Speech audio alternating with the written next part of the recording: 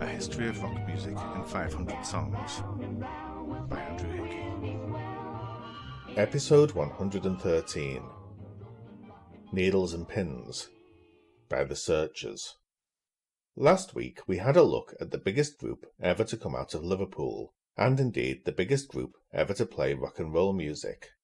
But the Beatles weren't the only influential band on the Merseybeat scene, and while we won't have much chance to look at Merseybeat in general, we should at least briefly touch on the other bands from the scene.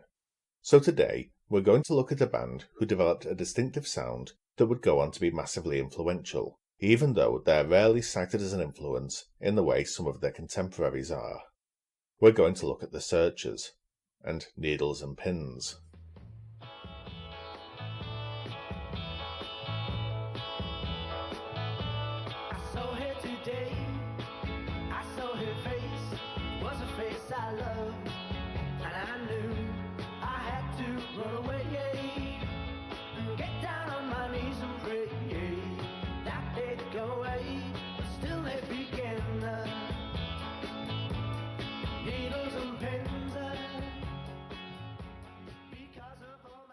The story of the early origins of The Searchers is, like everything about The Searchers, the subject of a great deal of dispute. The two surviving original members of the group, John McNally and Mike Pender, haven't spoken to each other in 36 years, and didn't get on for many years before that, and there have been several legal disputes between them over the years. As a result, literally everything about the group's history has become a battlefield in their ongoing arguments. According to a book by Frank Allen, the group's bass player from 1964 on, and someone who took McNally's side in the split and subsequent legal problems, McNally formed a skiffle group, which Mike Pender later joined, and was later joined first by Tony Jackson and then by a drummer then known as Chris Crummy, but who changed his name to the more euphonic Chris Curtis. According to Pender, he never liked skiffle, never played skiffle, and if McNally had a skiffle group, it must have been before I met him. He is very insistent on this point. He liked country music, and later rock and roll, but never liked skiffle. According to him, he and McNally got together and formed a group that was definitely absolutely not in any way a skiffle group, and wasn't led by McNally, but was formed by both of them.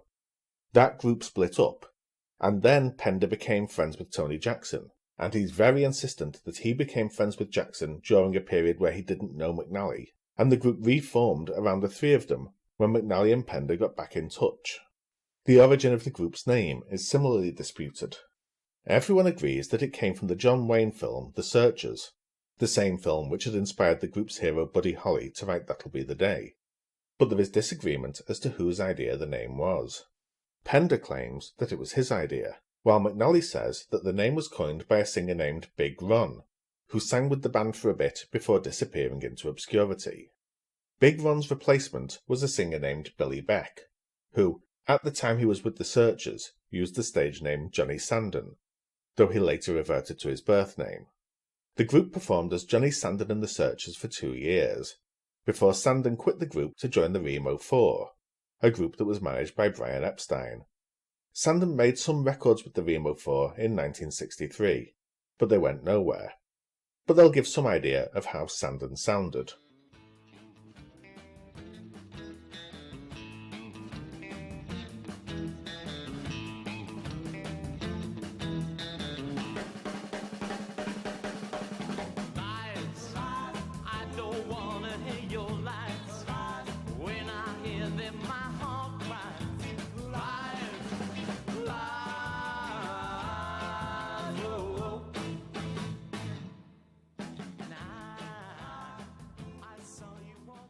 The Remo 4 later moved on to back Tommy Quickly, who we heard last week singing a song the Beatles wrote for him. With Sandon out of the picture, the group had no lead singer or frontman, and were in trouble. They were known around Liverpool as Johnny Sandon's backing group, not as a group in their own right.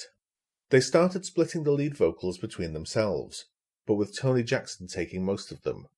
And in a move which made them stand out, Chris Curtis moved his drum kit to the front line, started playing standing up, and became the group's frontman and second lead singer. Even at this point, though, there seemed to be cracks in the group. The Searchers were the most clean-living of the Liverpool bands.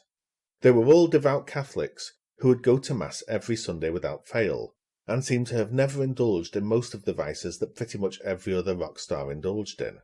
But Curtis and Jackson were far less so than Pender and McNally. Jackson, in particular, was a very heavy drinker, and known to get very aggressive when drunk, while Curtis was known as eccentric in other ways. He seems to have had some sort of mental illness, though no one's ever spoken about a diagnosis. The Beatles apparently referred to him as Mad Henry. Curtis and Jackson didn't get on with each other, and while Jackson started out as a close friend of Pender's, the two soon drifted apart, and by the time of their first recording sessions, they appeared to most people to be a group of three plus one outsider, with Jackson not getting on well with any of the others. There was also a split in the band's musical tastes, but that would be the split that would drive much of their creativity. Pender and McNally were drawn towards softer music, country and rockabilly, the Everly Brothers and Buddy Holly, while Jackson preferred harder, stomping music. But it was Chris Curtis who took charge of the group's repertoire, and who was the group's unofficial leader. While the other band members had fairly mainstream musical tastes, it was Curtis who would seek out obscure R&B B-sides that he thought the group could make their own, by artists like the Clovers and Richie Barrett. While many Liverpool groups played Barrett's Some Other Guy, the Searchers would also play the B-side to that, Tricky Dicky, a song written by Lieber and Stoller. Curtis also liked quite a bit of folk music, and would also get the group to perform songs by Joan Baez and Peter, Paul and Mary. The result of this combination of material and performers was that the Searchers ended up with a repertoire rooted in R&B and a heavy rhythm section, but with strong harmony vocals inspired more by the Everlys than by the soul groups that were inspiring the other groups around Liverpool. Other than the Beatles, the Searchers were the best harmony group in Liverpool, and were the only other one to have multiple strong lead vocalists. Like the Beatles, the Searchers went off to play at the Star Club in Hamburg in 1962. Recordings were made of their performances there, and their live version of Brenda Lee's Sweet Nothings later got released as a single after they became successful.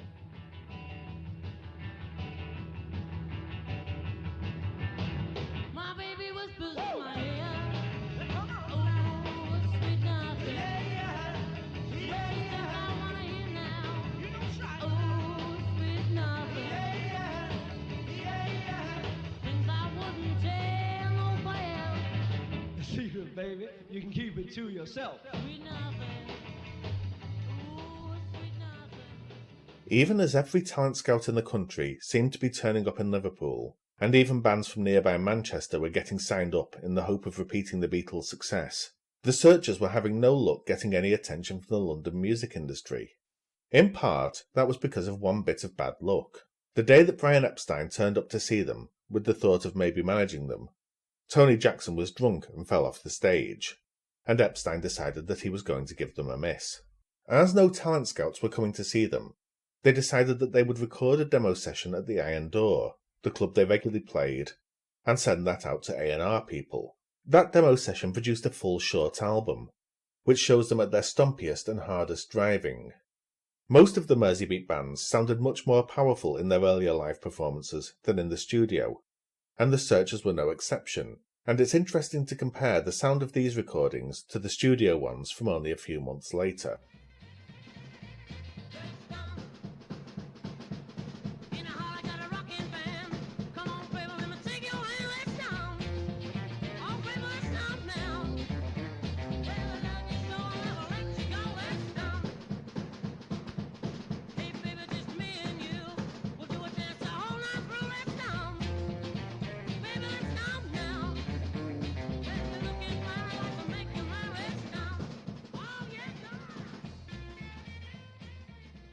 The group eventually signed to Pye Records. Pye was the third or fourth biggest record label in Britain at the time, but that was a relative matter. EMI and Decca between them had something like 85% of the market, and basically were the record industry in Britain at the time. Pye was chronically underfunded, and when they signed an artist who managed to have any success, they would tend to push that artist to keep producing as many singles as possible, chasing trends, rather than investing in their long-term career survival.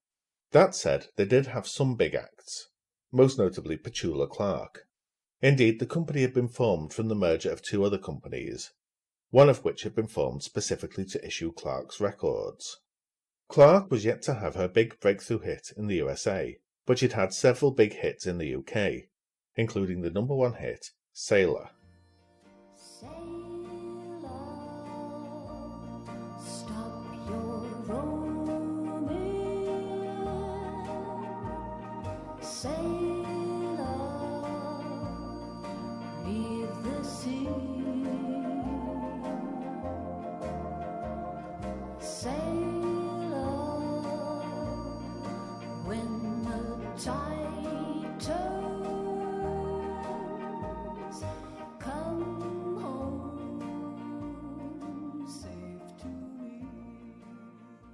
The co-producer on that track had been Tony Hatch, a songwriter and producer who would go on to write and produce almost all of Clark's hit records. Hatch had a track record of hits. We've heard several songs he was involved in over the course of this series. Most recently, we heard last week how She Loves You was inspired by Forget Him, which Hatch wrote and produced for Bobby Rydell.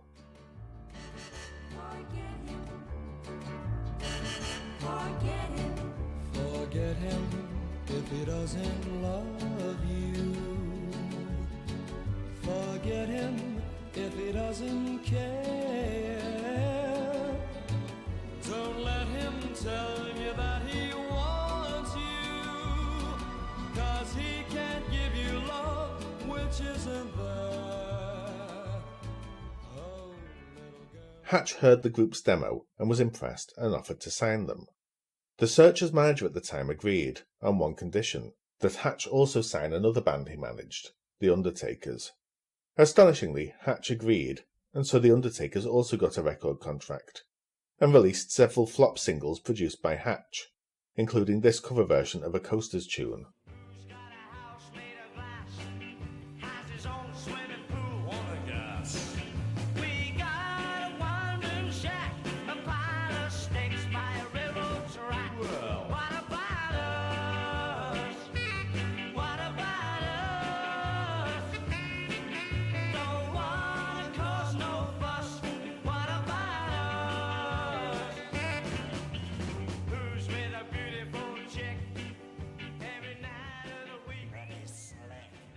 The biggest mark that The Undertakers would make on music would come many years later, when their lead singer Jackie Lomax would release a solo single, Sour Milk Sea, which George Harrison wrote for him.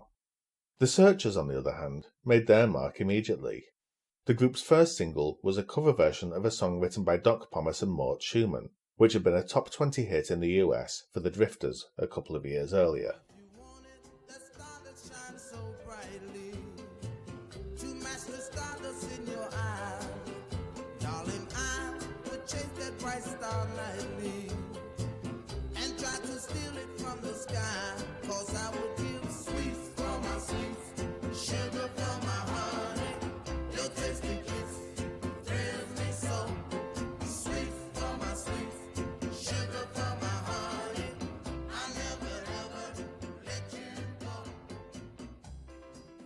That had become a regular fixture in the Searchers' live set, with Tony Jackson singing lead and Chris Curtis singing the high backing vocal part in falsetto.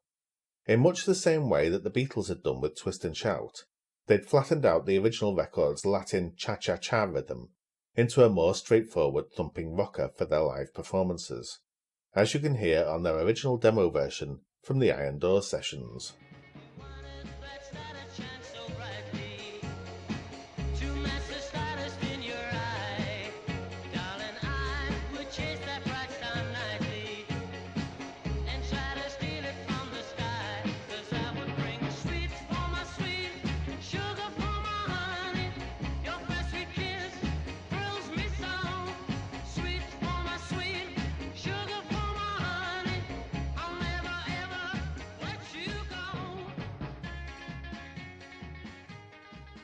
As you can hear, they'd also misheard a chunk of the lyrics, and so, instead of "Your tasty kiss," Jackson sang "Your first sweet kiss." In the studio, they slowed the song down very slightly, and brought up the harmony vocal from Pender on the choruses, which on the demo he seems to have been singing off mic. The result was an obvious hit. Sweets for my sweet, sugar for my honey. Your first sweet kiss thrills me so. Sweets for my sweet, sugar for my honey. I'll never ever let you go.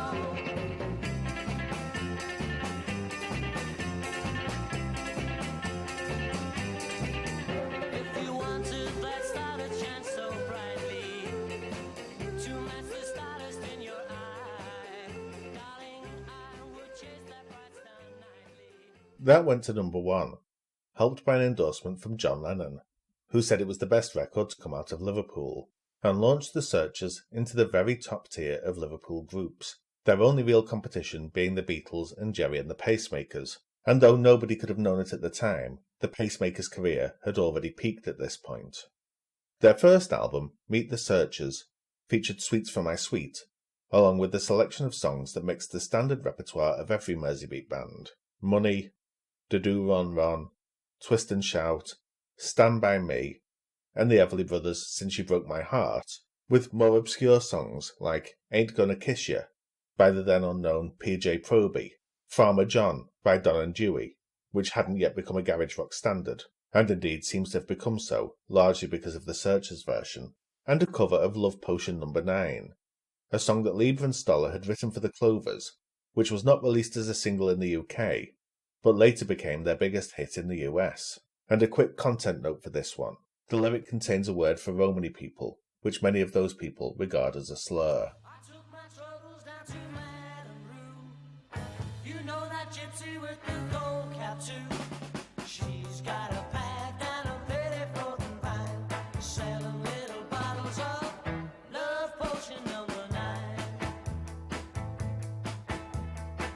I told her that I was a flop with chicks. I've been this way since 1956. She looked at my palm and she made a magic sign. She said, what you need is Love Potion No. 9. Their second single was an attempt to repeat the Sweets for My Sweet formula, and was written by Tony Hatch, although the group didn't know that at the time. Hatch, like many producers of the time, was used to getting his artists to record his own songs, written under pseudonyms, so the record label didn't necessarily realise this was what he was doing. In this case, he brought the group a song that he claimed had been written by one Fred Nightingale, and which he thought would be perfect for them. The song in question, Sugar and Spice, was a blatant rip-off of Sweets for My Sweet, and recorded in a near identical arrangement.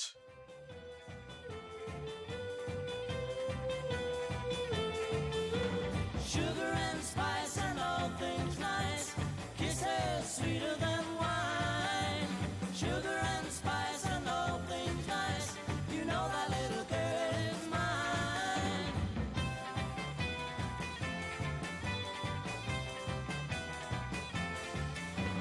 Everybody stops and stares at my baby when she's walking down the street. The group weren't keen on the song, and got very angry later on when they realised that Tony Hatch had lied to them about its origins, but the record was almost as big a hit as the first one, peaking at number 2 in the charts.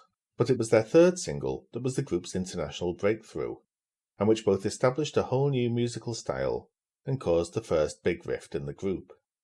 The song chosen for that third single was one they learned in Hamburg from Cliff Bennett and the Rebel Rousers, a London group who had recorded a few singles with Joe Meek, like You Got What I Like.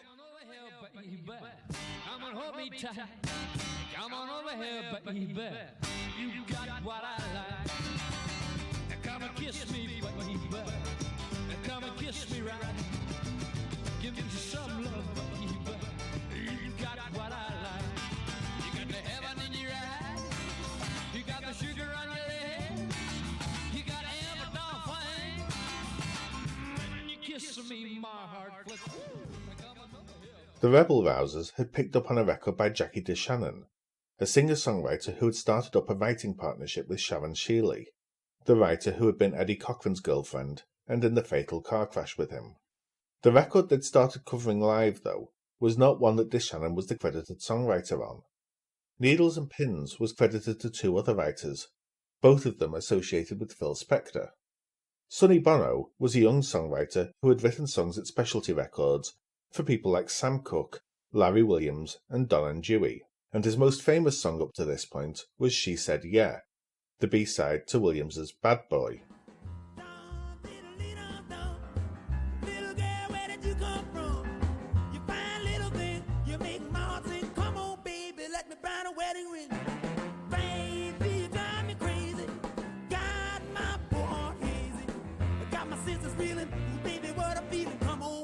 Let me make love to you. She said yeah. She said yeah. She said yeah, yeah, yeah, yeah. Oh, come on, Daddy. I wanna make love to you too. After working at Specialty, he'd gone on to work as Phil Spector's assistant, doing most of the hands-on work in the studio while Spector sat in the control room. While working with Spector, he'd got to know Jack Nitzsche, who did most of the arrangements for Spector, and who had also had hits on his own, like The Lonely Surfer.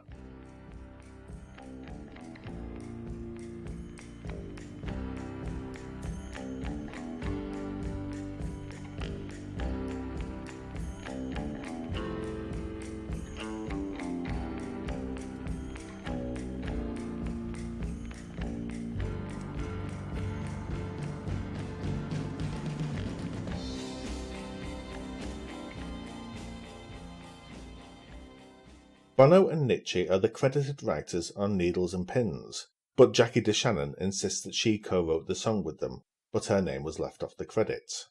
I tend to believe her. Both Nitzsche and Bono were, like their boss, abusive, misogynist egomaniacs, and it's easy to see them leaving her name off the credits.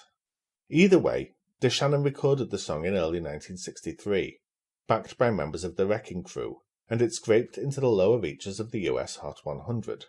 Though it actually made number 1 in Canada.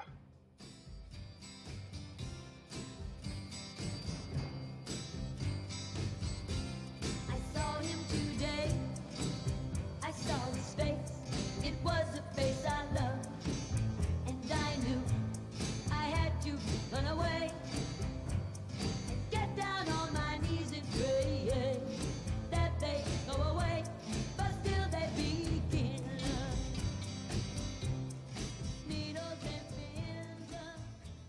Cliff Bennett and the Rebel Rousers had been covering that song, and Chris Curtis picked up on it as an obvious hit. The group reshaped the song and fixed the main flaw with DeShannon's original. There's really only about 90 seconds worth of actual song in Needles and Pins, and DeShannon's version ends with a minute or so of vamping. It sounds like it's still a written lyric, but it's full of placeholders where entire lines are whoa whoa, the kind of thing that someone like Otis Redding could make sound great, but they didn't really work for her record. The Searchers tightened the song up and altered its dynamics. Instead of the middle 8 leading to a long freeform section, they started the song with Mike Pender singing solo, and then on the middle 8 they added a high harmony from Curtis, then just repeated the first verse and chorus in the new key of C sharp, with Curtis harmonizing this time.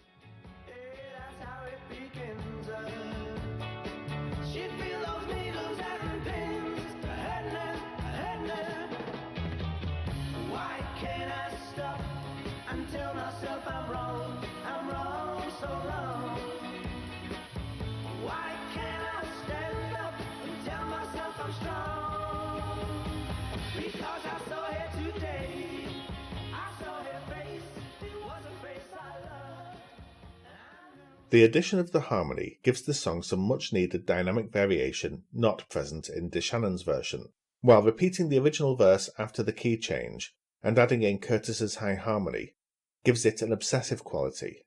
The protagonist here is spiraling.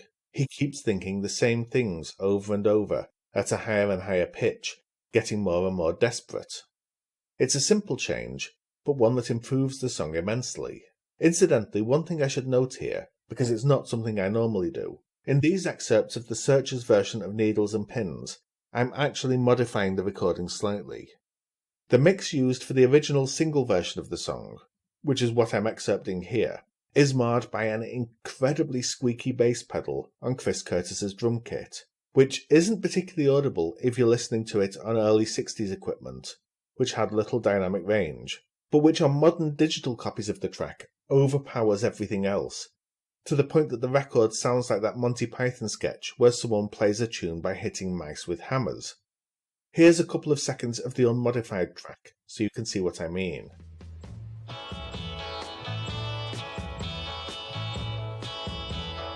Most hits compilations have a stereo mix of the song, and have EQ'd it so that the squeaky bass pedal isn't noticeable. But I try wherever possible to use the mixes that people were actually listening to at the time, so I've compromised and used the mono mix, but got rid of the squeaky frequencies, so you can hear the music I'm talking about rather than being distracted by the squeaks.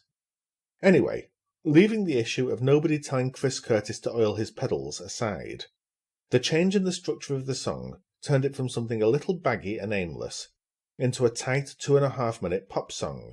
But the other major change they made was emphasizing the riff, and in doing so, they inadvertently invented a whole new genre of music. The riff in DeShannon's version is there, but it's just one element, an acoustic guitar strumming through the chords. It's a good, simple play-in-a-day riff. You basically hold a chord down, and then move a single finger at a time, and you can get that riff, and it's the backbone of the song. But there's also a piano, and horns, and the Blossoms singing. You feel those needles dancing. I heard him. Stop it now. Stop those needles. Stop those spins. Lord, when they begin, oh, won't you hear what I say? Somebody, take them away. Stop them now. Stop them. Stop those needles dancing. Yeah. Oh, when they begin. But what the Searchers did was to take the riff and play it simultaneously on 2 electric guitars, and then added reverb. They also played the first part of the song in A, rather than the key of C, which DeShannon's version starts in, which allowed the open strings to ring out more. The result came out sounding like an electric 12-string, and soon both they and the Beatles would be regularly using 12-string Rickenbackers to get the same sound.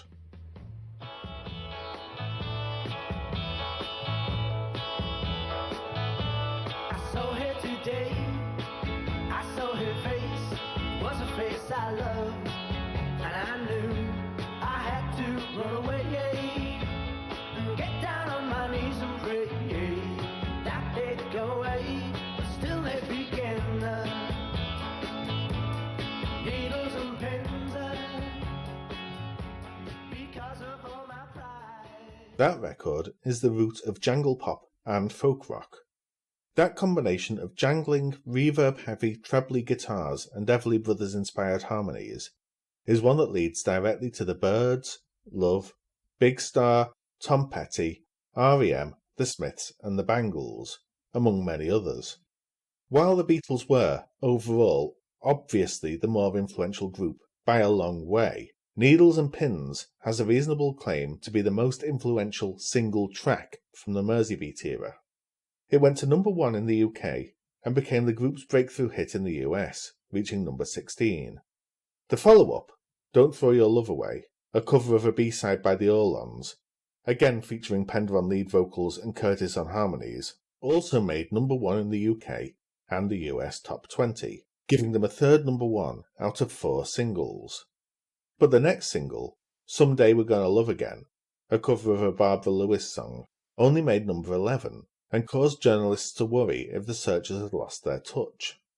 There was even some talk in the newspapers that Mike Pender might leave the group and start a solo career, which he denied. As it turned out, one of the group's members was going to leave, but it wasn't Mike Pender.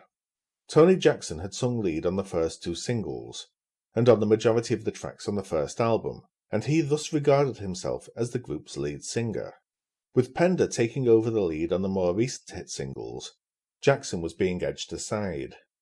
By the third album, It's the Searchers, which included Needles and Pins, Jackson was the only group member not to get a solo lead vocal. Even John McNally got one, while Jackson's only lead was an Everly-style close harmony with Mike Pender. Everything else was being sung by Pender or Curtis. Jackson was also getting involved in personality conflicts with the other band members. At one point, it actually got to the point that he and Pender had a fistfight on stage. Jackson was also not entirely keen on the group's move towards more melodic material. It's important to remember that the Searchers had started out as an aggressive, loud R&B band, and they still often sounded like that on stage. Listen, for example, to their performance of What Did I Say at the NME Poll Winners Party in April 1964, with Chris Curtis on lead vocals, clearly showing why he had a reputation for eccentricity.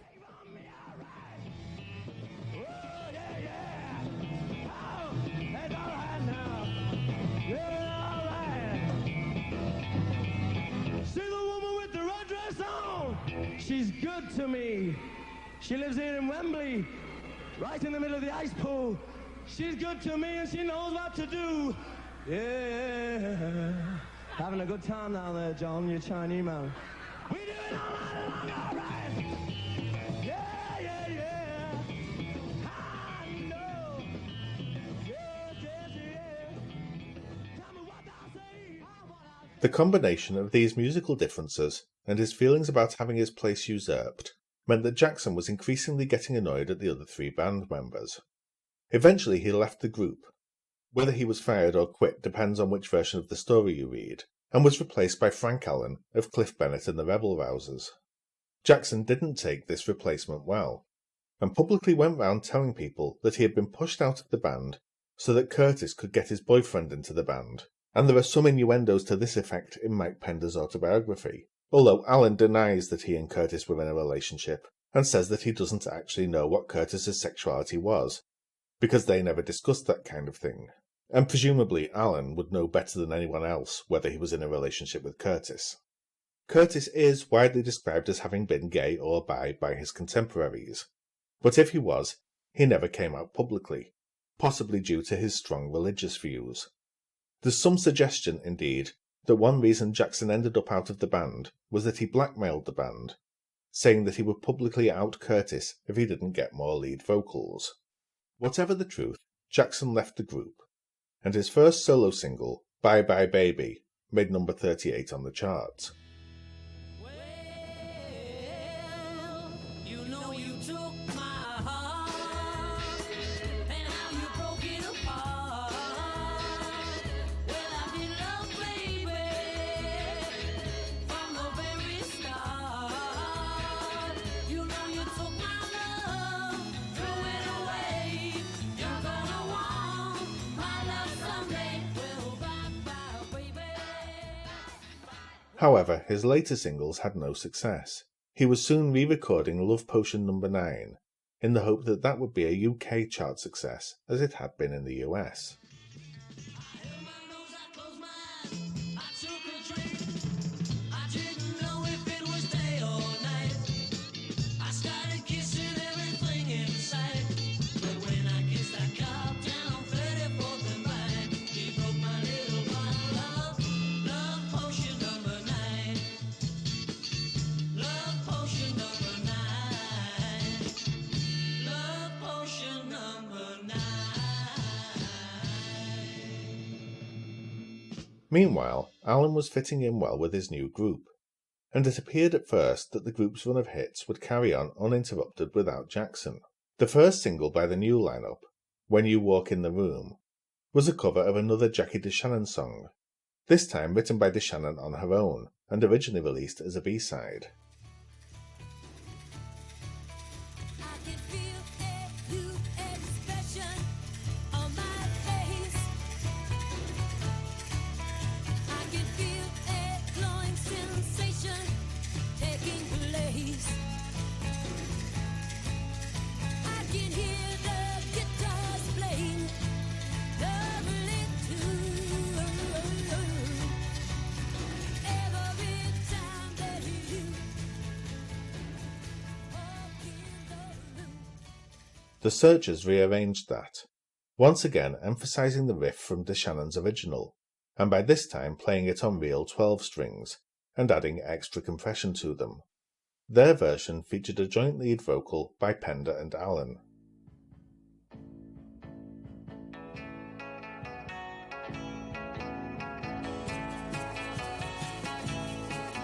I can feel a new expression on my face.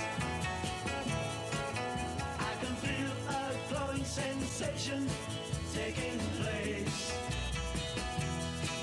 I can hear the guitars play lovely tunes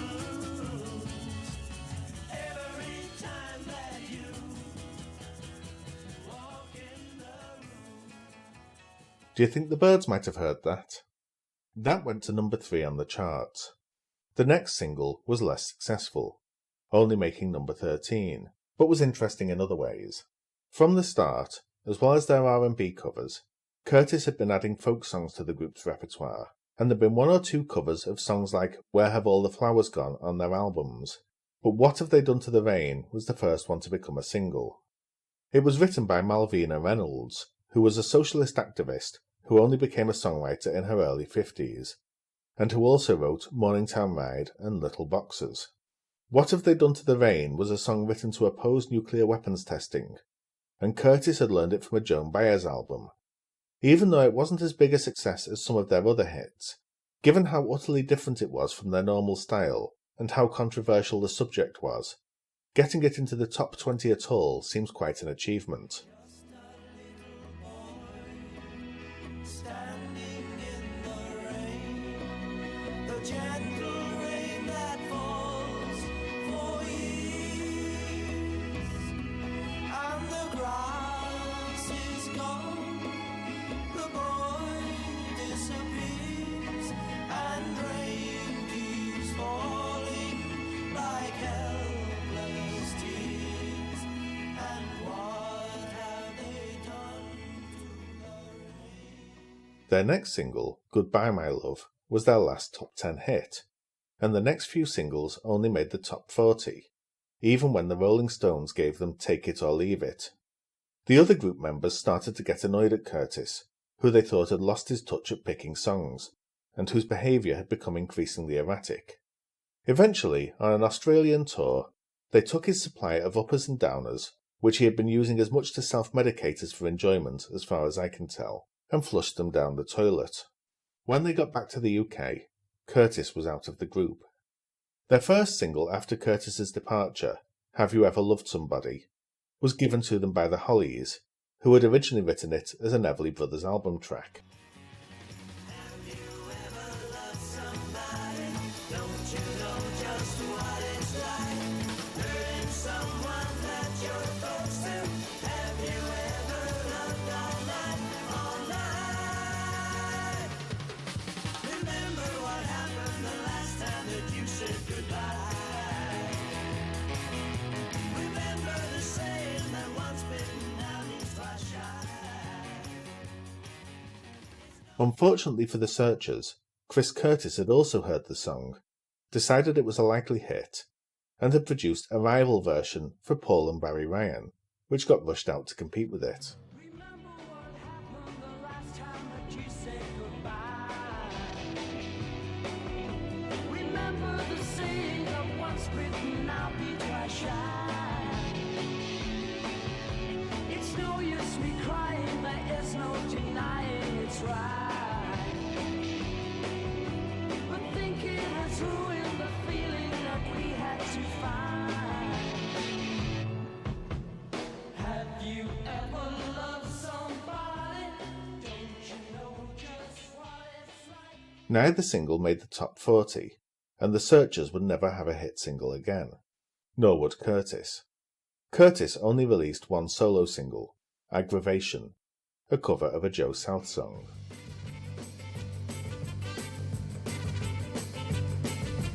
There's temptation when I'm around you. It's frustrating, I can't resist you, baby. It's aggravation. We go walking and you condemn me just for talking. Won't let me kiss you, baby. It's aggravation.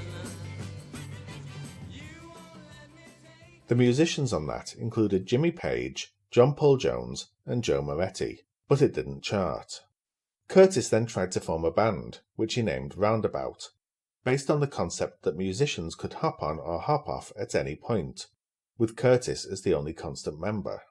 The guitarist and keyboard player quickly decided that it would be more convenient for them if Curtis was the one to hop off, and without Curtis, John Lord and Ritchie Blackmore went on to form Deep Purple.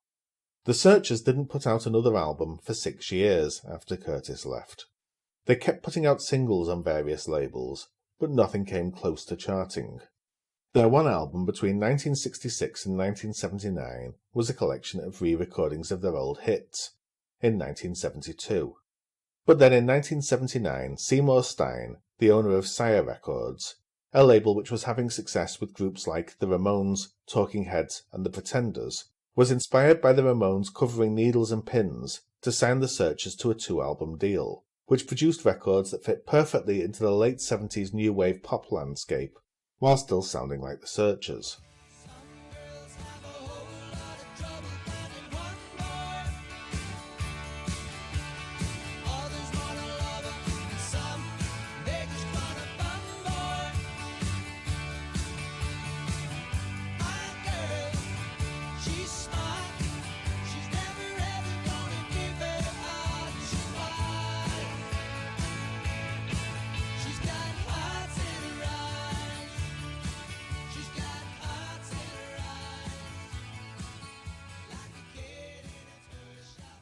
Apparently, during those sessions, Curtis, who had given up music and become a civil servant, would regularly phone the studio threatening to burn it down if he wasn't involved. Unfortunately, while those albums had some critical success, they did nothing commercially, and Sire dropped them. By 1985, the Searchers were at breaking point. They hadn't recorded any new material in several years, and Mike Pender and John McNally weren't getting on at all, which was a particular problem as the two of them were now the only two members based in Liverpool, and so they had to travel to and from gigs together without the other band members. The group was so poor that McNally and Pender had one car between the two of them. One would drive them both to the gig, the other would drive back to Liverpool and keep the car until the next gig, when they would swap over again. No one except them knows what conversations they had on those long drives, but apparently they weren't amicable. Pender thought of himself as the star of the group, and he particularly resented that he had to split the money from the band 3 ways. The drummers the group got in after Curtis were always on a salary rather than full partners in the group. Pender decided that he could make more money by touring on his own, but still doing essentially the same show, with hired backing musicians. Pender and the other Searchers eventually reached an agreement that he could tour as Mike Pender's Searchers, so long as he made sure that all the promotional material put every word at the same size, while the other members would continue as The Searchers with a new singer. A big chunk of the autobiographies of both Pender and Allen are taken up with the ensuing litigation, as there were suits and countersuits over matters of billing which on the outside look incredibly trivial, but which of course mattered greatly to everyone involved. There were now 2 groups with near identical names playing the same sets in the same venues, and so any tiny advantage that one had was a threat to the other, to the extent that at one point there was a serious danger of Pender going to prison over their contractual disputes. The group had been earning very little money anyway, comparatively, and there was a real danger that the 2 groups undercutting each other might lead to everyone going bankrupt. Thankfully, that didn't happen. Pender still tours, or at least has tour dates booked over the course of the next year, and McNally and Allen's band continued playing regularly until 2019, and only stopped performing because of McNally's increasing ill health. Having seen both, Pender's was the better show. McNally and Allen's lineup of the group relied rather too heavily on a rather cheesy-sounding synthesizer for my tastes, while Pender stuck closer to a straight guitar-based drums sound. But both kept audiences very happy for decades. Mike Pender was made an MBE in 2020, as a reward for his services to the music industry. Tony Jackson and Chris Curtis both died in the 2000s, and John McNally and Frank Allen are now in well-deserved retirement. While Allen and Pender exchanged pleasantries and handshakes at their former bandmates' funerals, McNally and Pender wouldn't even say hello to each other, and even though McNally and Allen's band has retired, there's still a prominent notice on their website that they own the name The Searchers and nobody else is allowed to use it. But every time you hear a jangly 12-string electric guitar, you're hearing a sound that was originally created by Mike Pender and John McNally playing in unison, a sound that proved to be greater than any of its constituent parts. Rock and roll, yeah. A History of Rock Music in 500 Songs is brought to you by the generosity of my backers on Patreon. Each week, Patreon backers will get a 10-minute bonus podcast. This week's is on Farmer John by Don and Dewey. Visit patreon.com/Andrew Hickey to sign up for as little as $1 a month. A book based on the first 50 episodes of the podcast, From Savoy Swingers to Clock Rockers, is now available. Search Andrew Hickey 500 Songs on your favourite online bookstore or visit the links in the show notes. This podcast is written and narrated by me, Andrew Hickey, and produced by me and Tilt Ariza. Visit 500songs.com, that's 500 the numbers songs.com, to read transcripts and liner notes and get links to hear the full versions of songs excerpted here. If you've enjoyed the show and feel it's worth reviewing, please do leave a review wherever you get your podcasts. But more importantly, tell just one person that you liked this podcast. Word of mouth, more than any other form of promotion, is how creative works get noticed and sustain themselves. Thank you very much for listening.